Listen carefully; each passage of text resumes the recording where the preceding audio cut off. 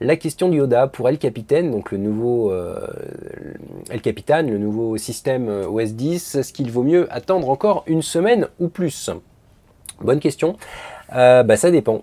C'est vrai que j'ai eu plusieurs fois la question en privé, donc il va falloir que j'y réponde sur mon site. En fait, moi je reprends mon exemple personnel, j'ai mon ordinateur portable, qui me sert aussi à ma femme d'ailleurs, donc bon, il y a quand même des choses qui sont faites dessus, mais c'est pas des choses très graves s'il y a un problème. Vu que j'ai fait un clone avant, on peut se permettre de perdre quelques heures. J'ai mon iMac personnel, lui j'ai tout de suite mis El Capitan dessus, j'ai même pas fait de clone parce que bon, au pire, je perds une demi-journée si je remets ma sauvegarde Time Machine, c'est pas grave. Et j'ai mon iMac professionnel. Lui, par contre, j'ai pas encore mis El Capitan parce que je me sers de Final Cut Pro assez régulièrement, parce que je me sers de certains autres logiciels assez régulièrement. Et je pense que c'est une bonne idée d'attendre. Donc, je suis le premier à trouver qu'Apple fait des bons produits, mais je suis le premier à trouver que n'importe qui code un logiciel ou un système peut faire des erreurs. Donc c'est toujours bon d'attendre pour voir si les logiciels que vous utilisez posent ou pas des problèmes.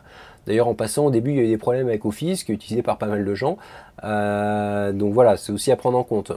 Bon, après, moi, quand je passerai mon iMac professionnel sur El Capitan, j'attendrai évidemment qu'il y ait au moins une sous-version d'El Capitan. Donc là, c'est 10.11, il y aura une 10.11.1, après une 10.11.2, etc. J'attendrai peut-être même la 10.11.2 ou 3, mais je ferai un clone juste avant, je le ferai un jour où je sais que je peux m'en passer pendant une petite journée s'il y a un problème. Mais voilà, donc moi je vous invite à y passer si vous avez un usage standard de votre ordinateur. Maintenant, évidemment, ça dépend des logiciels que vous utilisez. S'il y a des logiciels très spécifiques, ça peut être pas mal quand même d'attendre un petit peu. Mais j'ai bien dit très spécifique ou du moins très important.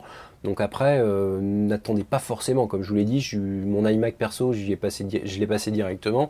J'ai pas de souci direct. J'ai pas eu de souci. J'ai fait une mise à jour. Sur le portable, pour des raisons personnelles, j'ai essayé de tout réinstaller à zéro. Bon, là, j'ai pas eu de soucis. On a moins de chances d'avoir des soucis encore là-dessus, mais j'ai pas eu de soucis non plus. Voilà.